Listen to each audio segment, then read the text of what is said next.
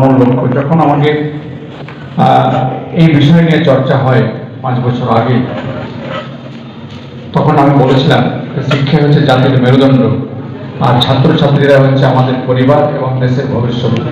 তাদেরকে সঠিক জায়গায় গড়ে তুলতে হবে এবং তার কারিগর হচ্ছে আমাদের সমস্ত শিক্ষক মণ্ডলী। কাজে এটা হোক, ভালোভাবে হোক, একটু সময় লাগতে পারে, কিন্তু এটা ভালোভাবে হোক, প্রতি বছর হোক, আর সে এগিয়ে চলুক আর কি। কিন্তু আমরা দেখতে পেয়েছি শামসেরগঞ্জে হয়তো এটাকে লক্ষ্য করে করছে আর কি, পাশাপাশি সাগরদিঘিতে হচ্ছে, কিন্তু এটাকে আরো ভালোভাবে হওয়া দরকার রয়েছে। আমি গোলাম কাদের সহ তিনাদের যে টিম, তিনাদেরকে আমার পরামর্শ যে আমরা ব্যক্তিগতভাবে কিছু ছাত্রছাত্রীদের, যারা কৃতি ছাত্রছাত্রী, তাদেরকে আমরা সম্মান প্রদান করে থাকি তাদের উৎসাহ দেওয়ার জন্য।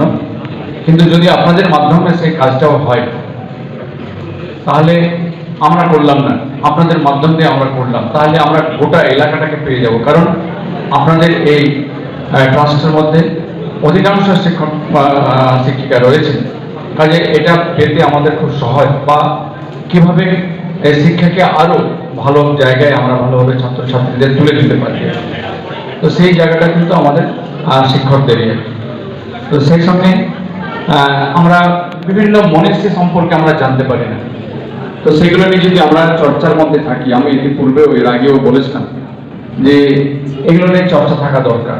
শুধু বছরে একটা এরকম প্রোগ্রাম হলে তা নয়, বিভিন্ন মনীষীর জন্মদিনে হোক বা প্রমাণ দিবসে হোক না কেন, এইগুলোকে নিয়ে আমাদের মধ্যে একটু চর্চা থাকা দরকার। কারণ আমরা দিন দিন যেভাবে যে সমাজে যে আরো মানে ইলাবোরেটলি তাদের আগ্রহটা বাড়াতে পারবে এবং বলতে পারবে। তো কাজে এইভাবে যেমন ইতিহাস নিয়ে হোক, সেরকম কোনো একটা সময় জিওগ্রাফি নিয়ে হোক, কোনো সময় একটা সায়েন্স নিয়ে হোক, এরকম ছাত্রছাত্রীদেরকে ডেকে যদি করা যায়, নিশ্চয়ই আমি জঙ্গিপুর সাহিত্য সমন্বয় ট্রাস্টের সঙ্গে আছি, থাকবো, আমি সহায়তা করব। কিন্তু আপনারা আমাদের যারা ভবিষ্যৎ, তাদেরকে আপনারা গড়ে তুলুন, এটা হচ্ছে আমার লক্ষ্য এবং পরামর্শ।